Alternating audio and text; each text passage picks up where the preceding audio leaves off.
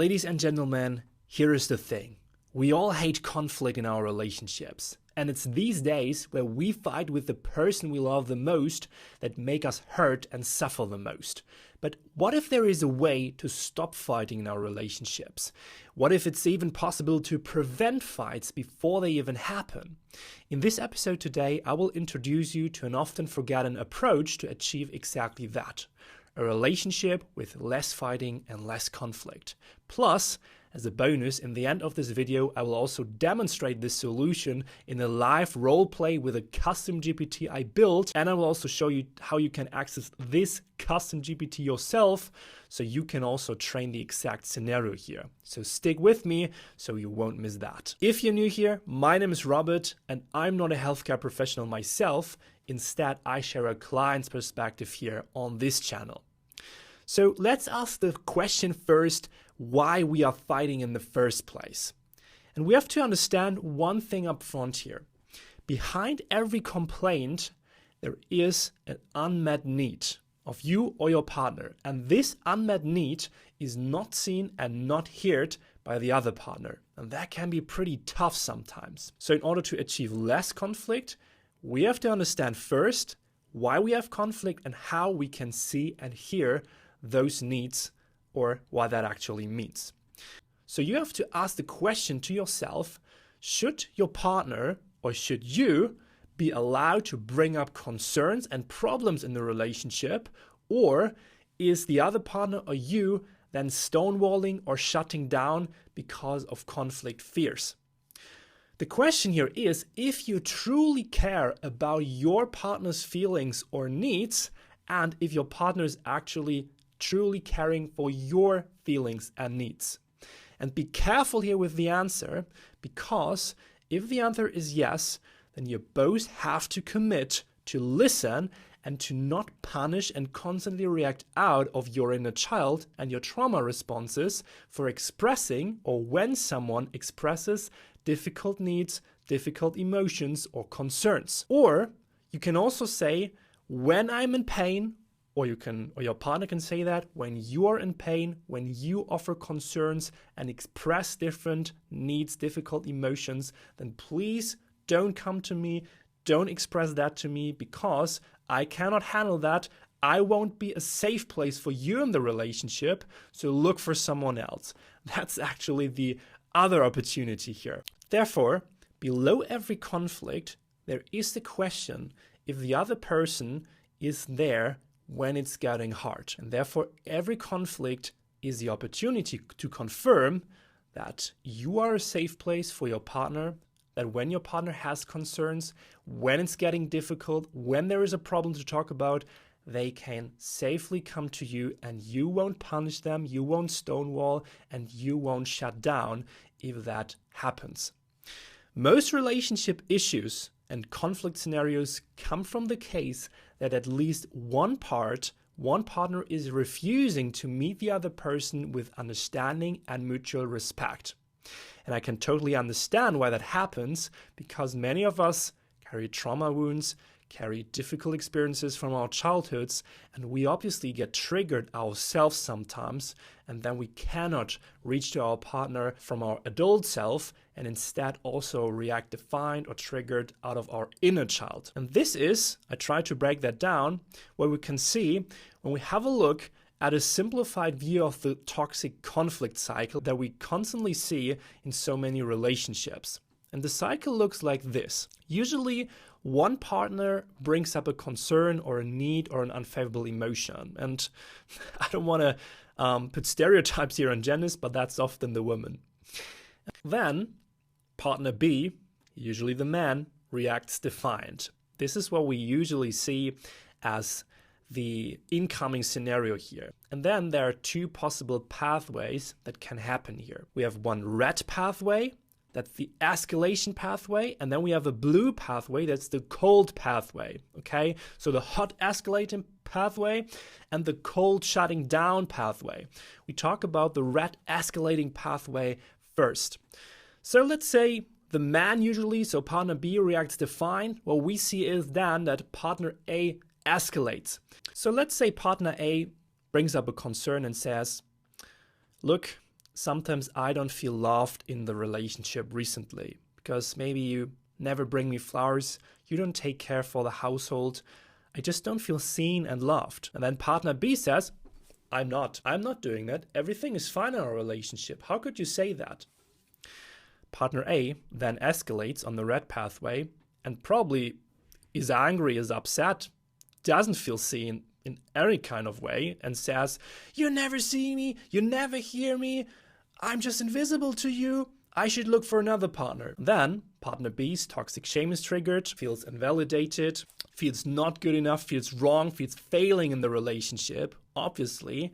And as a reaction, because partner B feels so criticized and so ashamed in their own self-value, it's goddamn, this happens to me still. Partner B escalates and says, how could you say that? You're overreacting. Why are you making such a big deal out of such a tiny thing? I don't get what you want from me. And every time this happens, slowly there is a loss of connection with each fight, with each escalation. There is a loss of mutual respect in the relationship and the loss of love in both partners. So every time this happens, both partners disconnect more from each other and move away tinier step. And then there's also the second pathway. That's the blue, the cold pathway. Let's say partner A brings up a concern, partner B again reacts defiant, and instead of escalating now, partner A can also shut down.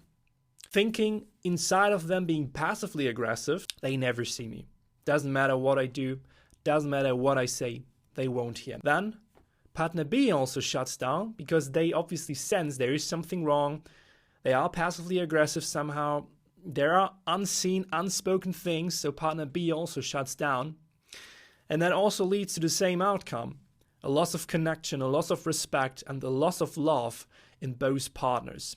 And this again stays in this scenario until it's again too much and another partner brings up, mostly the same partner A brings up another concern, another need. And the cycle goes on and on and on and on, in some relationships for years, for decades. And in the worst case scenario, it leads to a breakup. Maybe that's not the worst case scenario then, because if there are so many unspoken, unseen needs, neither of those partners will be happy ever in that relationship. So maybe a breakup is still the best option then. But be aware that if you then break up, you get in another relationship and still you have the same dynamic because both partners do not work on themselves, especially partner B in this scenario, they will be stuck in a pretty similar relationship constellation soon again. So on a deep level, what's happening here is that many of us who are fighting are not trusting our partner. And this is true because early trauma is still somewhere active within us.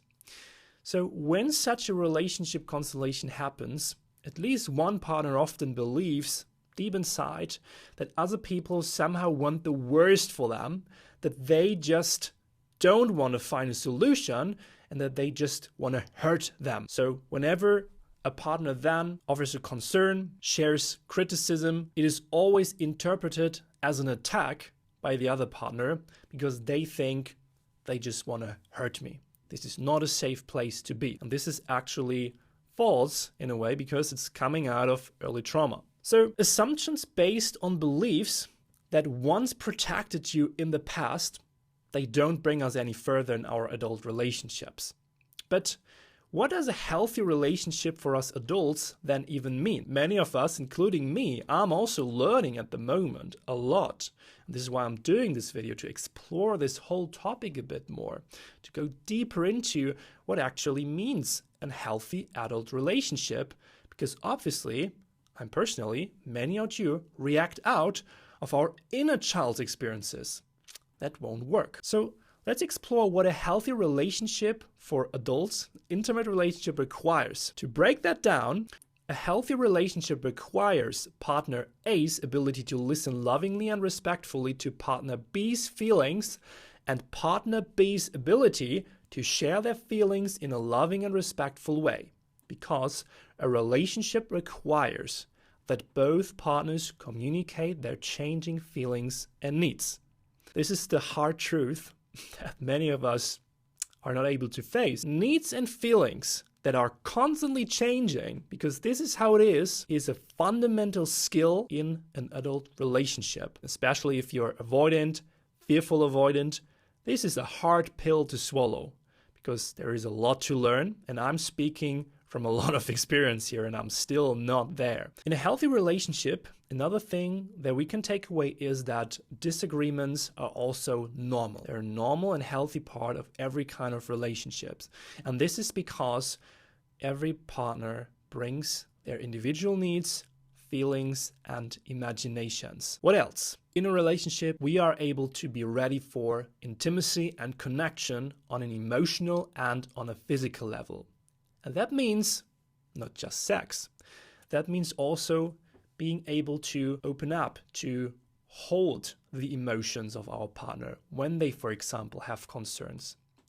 Being able to not shut down and to openly listening when they share unfavorable emotions, even when they're upset with us, when they're angry, when they're full of grief. And this is highly difficult if you as a child learned that those emotions are threatening, especially anger, especially grief, shame, very difficult. And it's absolutely okay if, when for example, your partner shares these kind of things with you, you get triggered, you experience panic, you are dysregulated yourself. This is absolutely understandable.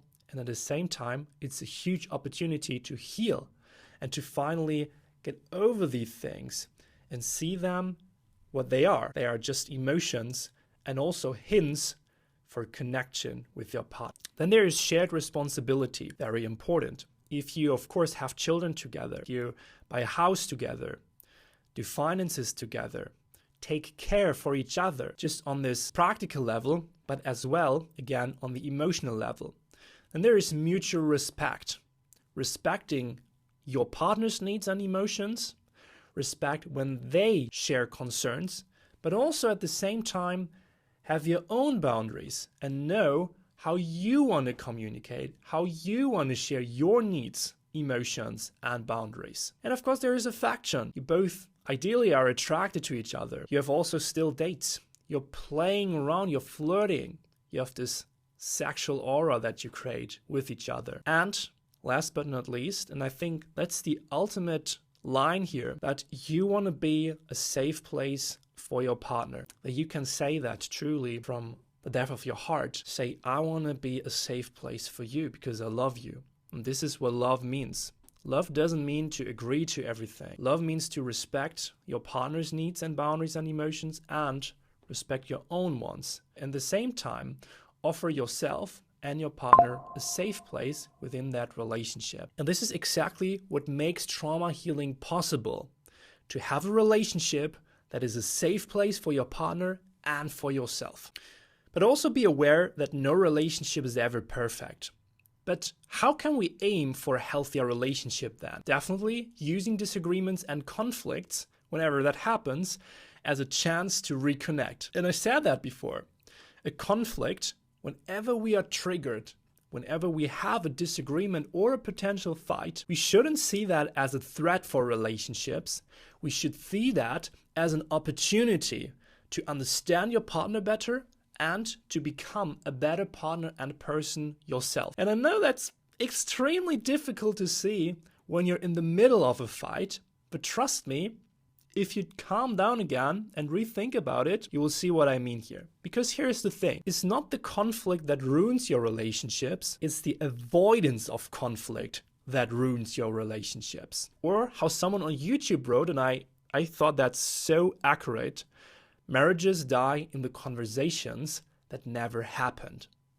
So every conflict is a chance for connection and intimacy. And I already explained that in this video here, where I dove into people-pleasing and healthy conflict, how it can heal relationships and bring people closer together. But why in the first place is disconnection even happening to us in our relationships? And I'm 100% sure that you're probably unaware of that. Same for me. I often forget about that. But what usually happens through the lifeline of every intimate relationships, at least those which end in conflict at some point, is that the affection, the gratitude, the tiny ways to remind each other that you love them those things are getting less. They're present in the beginning of the relationship, but as the years go on, stress got in the way, work got in the way, maybe you have kids together, kids got in the way, and you just somehow lose the time and the space for those affectionating things. So what we need here is, we need ways to reconnect with our partner more and to truly see each other more as human beings again.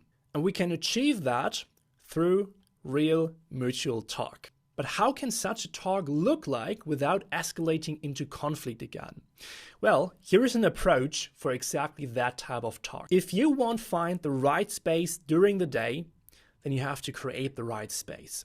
Create a safe space for exactly those types of talks within your relationships. And this can now sound like a time schedule or like a meeting, like an appointment. Don't see it as that. See it as a date. See it as you have a date, for example, every Sunday afternoon at 6 p.m. You could choose any day. It's just important that you choose a fixed date for your date. And the goal of that date is to listen and to understand, because you never fight to be right or to win when you're in conflict with your partner. You fight to understand, to listen, and to find a solution together. See your partner as your companion, not as your enemy. If you see your partner as your enemy, that's a pretty bad sign here. So you want to reconnect with your partner as a teammate. And in that real mutual talk, you want to see through their lens. Try to feel what they are feeling. Truly get into empathy here instead of defiance. And I want to ask you, how many times do you do and do you have such talks at the moment? Are you still talking like two adults with each other? Showing up vulnerable, talking about your feelings, talking about how you want to be treated, talking about concerns you have, anxieties, unfavorable emotions, boundaries. Is name calling okay for you? What does love even mean for you or your partner? How do you want to talk to each other? When do you ask these types of questions? And are you on the same page with these? Are you seen and heard? Everybody of you. So this is something that most relationships that I see, including my own sometimes, is lacking. And there are approaches to get back to such mutual and respectful talks. For example, something that I learned during therapy, it's called the Zwiegespräch. The Zwiegespräch, that's a German term, is also called dialogue, and it's developed by Michael Lucas Möller. He was a psychotherapist, a high school teacher, and an author, and during his life he developed this method called the Zwiegespräch. There's a German Wikipedia article here. It's not available in English, but I still will link it to you below here. And he developed these methods for couples, and you can also call it just a dialogue. But it's not truly dialogue, so let me explain how this method works. So as I said, you meet up once a week, for example. I think that's the best schedule, once a week. And you meet up at a fixed appointment, so you won't skip that. And you call that a date. And time-wise, you block around 30 to 90 minutes. You can also set a timer here. So it's really important to get a pretty accurate estimation of time, of how much time each of you spends talking. So you want to reach for equivalence here, so both of you talk the same time. And you can set, for example, a timer for 15 minutes, and then just the first partner talks. The other partner just listens during that time. And during those 15 minutes, you want to express your concerns. You want to talk about how you feel in the relationship, how the relationship lately feels to you, what needs you have, what boundaries maybe you have. Maybe that you don't want to have name calling in the relationship, that you maybe feel yourself that you're missing respect in the relationship, that you don't feel seen, don't feel heard. Talk about everything that bothers you. Truly open up. And your partner now has a chance to just listen. And it's truly important. We want to take out the defiance here out of that equation. You just listen as your partner, okay? No questions, no discussion, purely listening. And afterwards, you will switch roles, and then you listen and your partner talks for 15 minutes. If you want to, you can talk about it afterwards the next day. But usually when the talk is over, both of you talked, both of you listened, then you usually take between 30 to 60 minutes just for yourself, go on with life, go on with your day, and maybe then after an hour you go for a walk and can talk about it then. And maybe you'll then see your partner from a whole different perspective, because for the first time in a really long period, you just listened truly what your partner feels and wants. And now you might be thinking, but Robert, for this I need to be highly capable of criticism. This is nearly impossible for me. And the answer is yes, I understand that. But there's also a way to communicate less triggering so that you won't get that as criticism, but instead will able to understand that more from an empathetic point of view. And this method is called nonviolent communication. And it's one of my favorite approaches to communication by Marshall B. Rosenberg. It's developed, and there's also a book on that is called Nonviolent Communication. And I remember in 2021, when I was living in Berlin, in the evening I would always have my evening walks, and then I would listen to the audiobook and would make myself notes because I found that approach so fascinating and so valuable. And during this time on my phone, I also wrote a summary.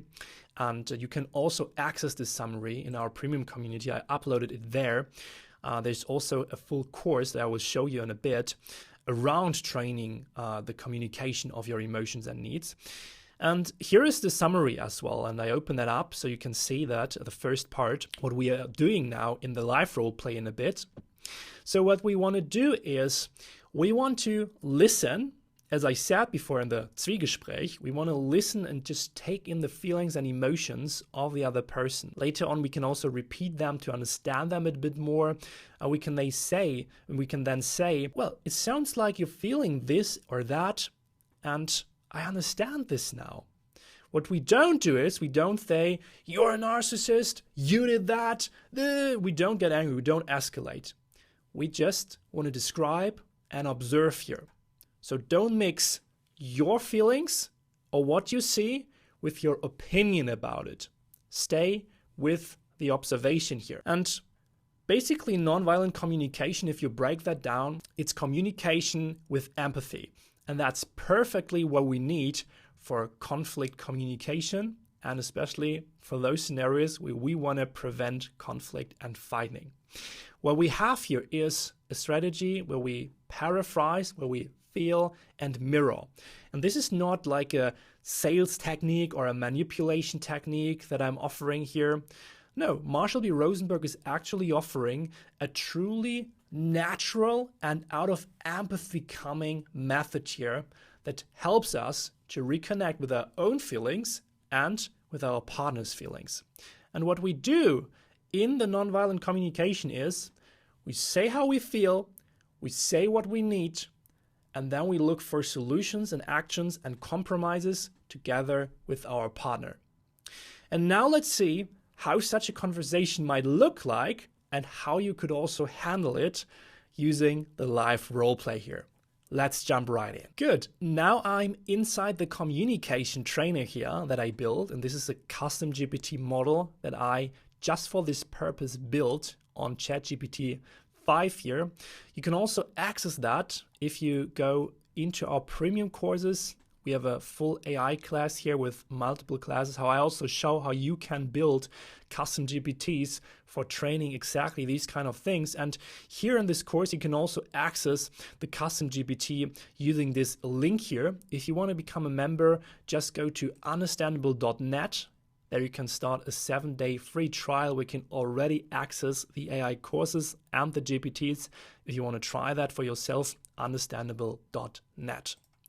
And now let's start a training scenario here. So I can just press start now, and then it will give me some questions that I will answer.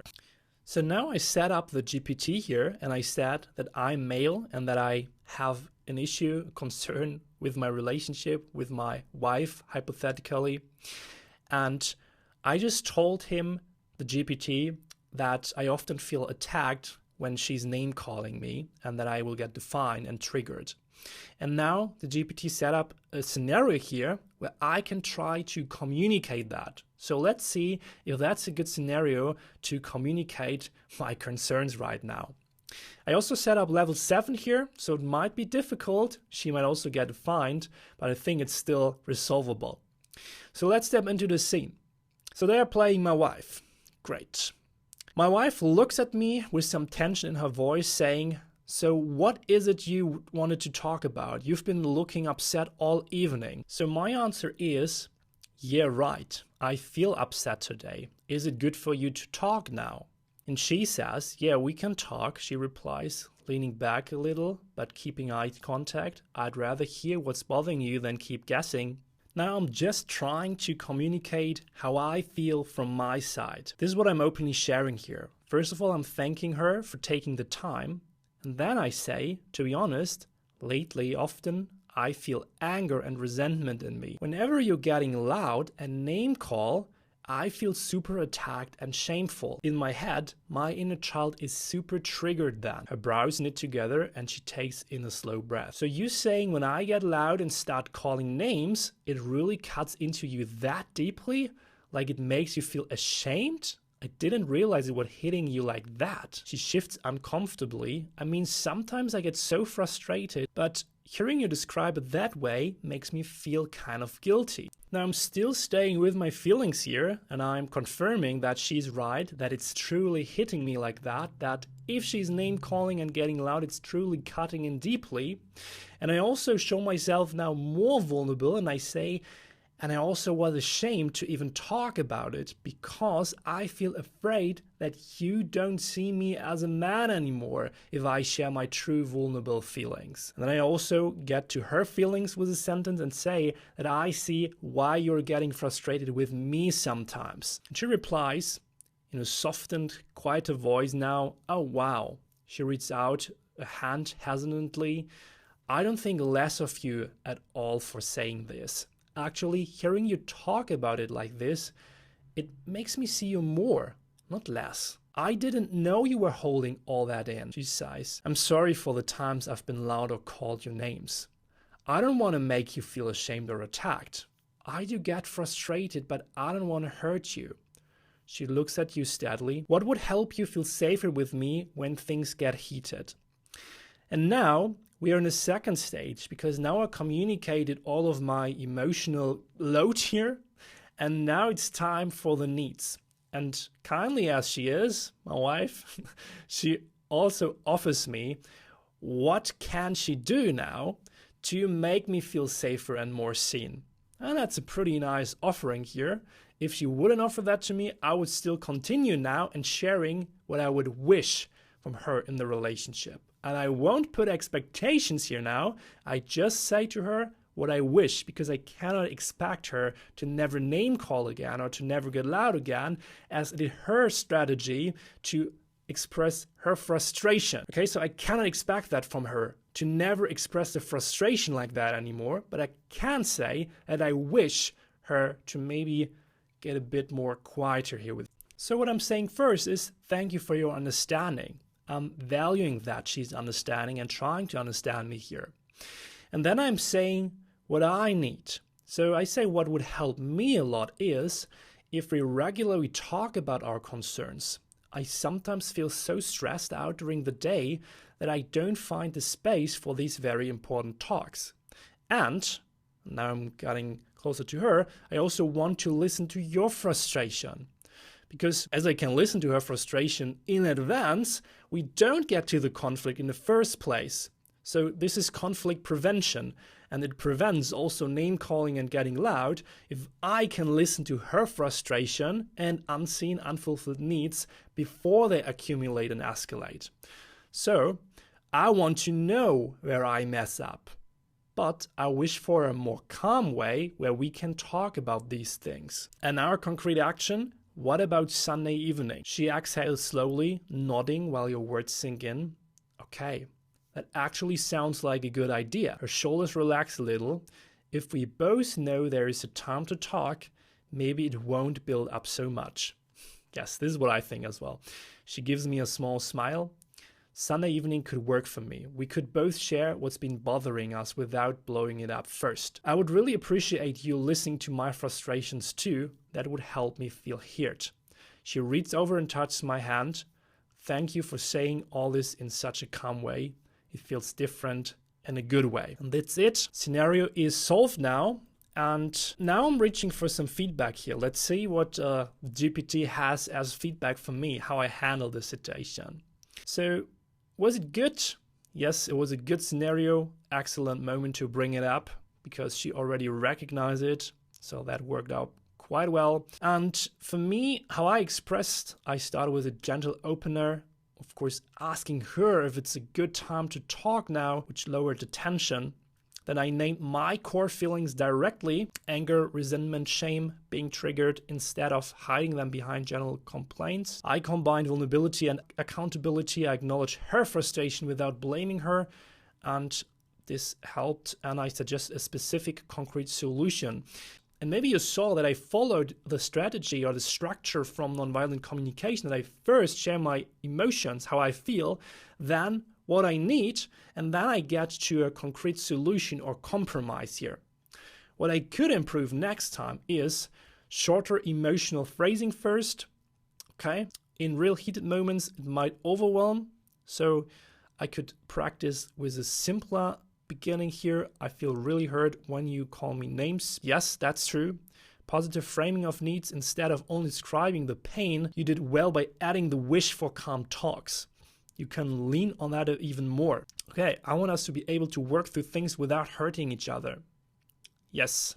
I can also empathize the relationship a bit more because this is also especially something for avoidance or fearful avoidance that we often forget because we're so focused on the avoidant traits that we have that we don't prioritize relationships as often because we often feel that relationships are also a source of threat and are hurting us in a way that people don't want good for us. But that's not true. If she's name calling me, criticizing me, that just means that she is frustrated, and she even says that. Of course, it's a simulation here, but usually this is also how it is in real life.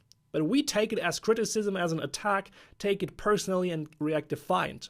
This is not what it means, so get back to the level and value the relationship. We are doing this for us because I think the relationship is very important for me.